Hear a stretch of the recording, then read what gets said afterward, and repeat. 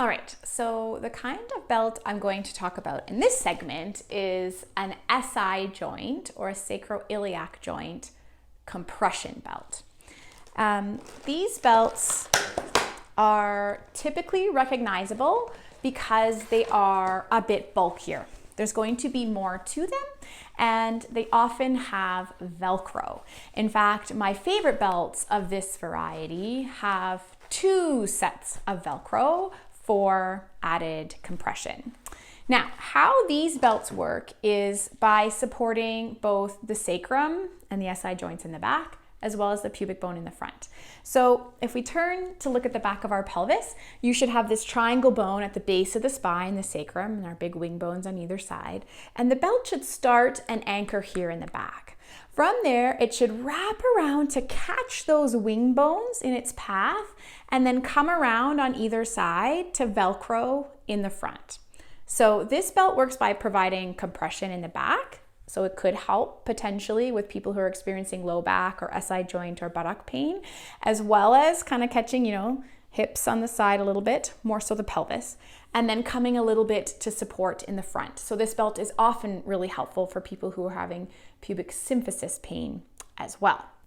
Now, typically, the stronger the compression is around the pelvis, the better it feels. And that's why I like that double or a 2 Velcro system, which I'll demonstrate in a moment.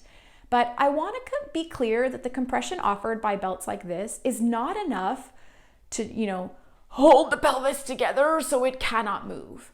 The pelvis is becoming more mobile during pregnancy. That's an important part of the changes that happen. But despite this increase in mobility that we see leading up to birth, the pelvis is not becoming unstable. It's not going to fall apart. Even though sometimes our pain, is quite severe and it might feel like that's going to happen, inherently, the pelvis joints are very stable. They're just increasing their movement a little bit. If you return back to the previous video I did about, why some people get pelvic girdle pain and the potential factors that could be influencing, we know that the pain response is primarily mediated by your brain and your central nervous system. So how I think the compression in this belt actually helps some people is through soothing that central nervous system. That compression that's coming around and supporting the joints in the front and the joints in the back, it's like a big old hug for the pelvis, which can feel really good. But your pelvis is not going to fall apart. It's not unstable, and we're not trying to block movement.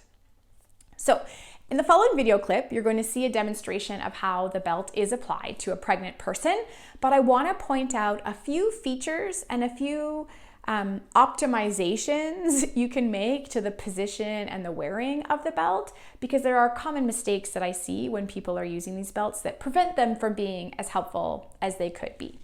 So the belts typically have a wider section in the back here. So this particular belt has kind of two strips down the center to show where it should sit, ideally low, right, over the sacrum in the back. So if I was putting this belt on, I would want to line up those 2 spots centrally over my sacrum, low over my tailbone, right? Not up in my soft waist. We do not want this belt high. The lower, the better. As it wraps around, we want it to catch those bony wings of the pelvis, and then it's going to come forward, and this first Velcro is what comes down and around the abdomen or the baby belly.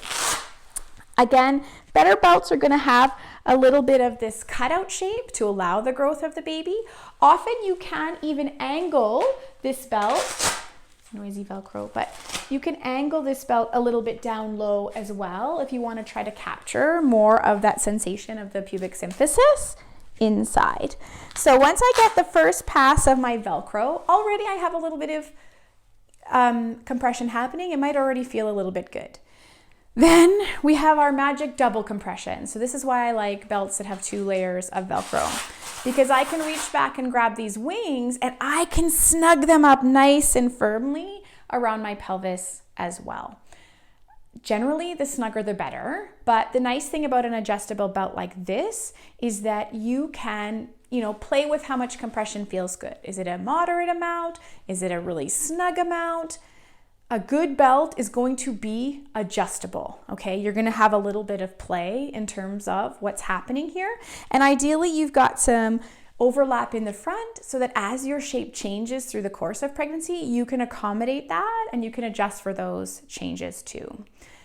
Again, I mentioned low, low, low is the first priority for wearing our belt, but you just want to make sure it's not low enough that you can't lift a knee. So you want it low enough that you can still move your hip. You want to be able to walk freely, but pretty much as low as you can possibly get to still allow that to happen.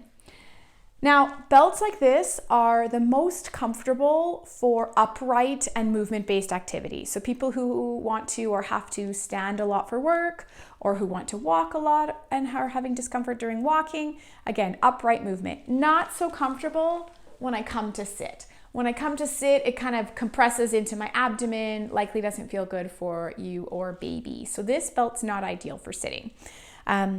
Many people who have pain during pregnancy, though, really notice their pain during the transitions from standing to sitting.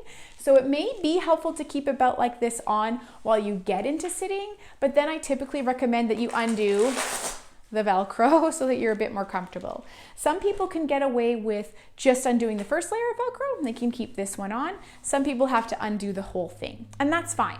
You could always snug it back up again before you stand if you were worried about the transition from sit to stand being uncomfortable. So again, I could take my wings here, snug them back up, then come up to standing and have a bit of comfort there. In general, we recommend you do not sleep in belts, okay? However, they aren't gonna make you weak. They aren't gonna make your body reliant. So you can typically wear them as much as you want during daytime waking hours. The caveat to this, suggestion is though that you should always clear the use of something like this with your maternity care provider. So any questions you have, ask them.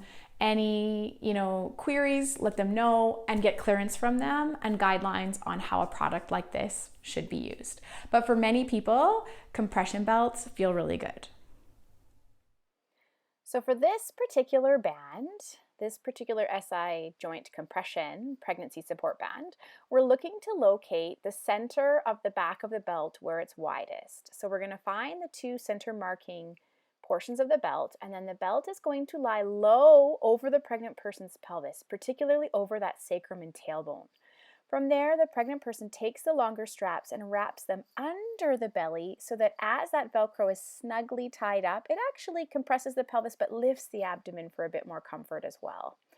Then, reaching back, this SI joint compression band has secondary compression, so we're going to pull those Velcro straps and snug them up securely in the front of the abdomen.